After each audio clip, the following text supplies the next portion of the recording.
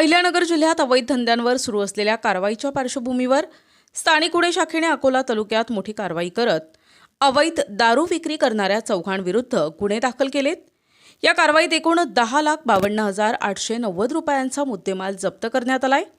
Police अधीक्षक मोमक्का सुदर्शन यांच्या आदेशानुसार पोलीस निरीक्षक संतोष मुटकुळे यांच्या मार्गदर्शनाखाली पोलीस उपनिरीक्षक विकास जाधव आणि त्यांच्या पथकाने अकोले पोलीस ठाणे हद्दीत अवैध दारू विक्रीची माहिती मिळाल्यानंतर ब्राह्मणवाडा येथे छापा टाकला। छाप्यात अनिश बाबू पटेल, नदीम याकूब पटेल आणि नाझीम अनिश पटेल अकोले हे पत्राच्या शेडमध्ये अवैधरित्या देशी विदेशी दारूची विक्री करताना आढळून आले।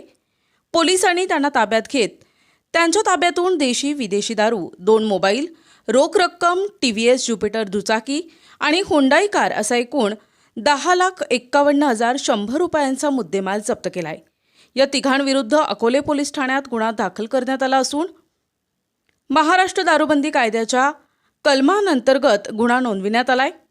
पुढील तपास अकोले पोलीस करत आहेत। याच मोहिमेदरम्यान ब्राह्मणवाडा येथील हॉटेल सम्यक येथे उत्तम आनंद शिंदे हा अवैध देशी दारू विक्री करताना आढळून आला। त्याच्याकडून 1,790 रुपयांची देशी दारूचा साठा जप्त करण्यात आला असून त्याच्याविरुद्ध गुन्हा दाखल करण्यात आलाय।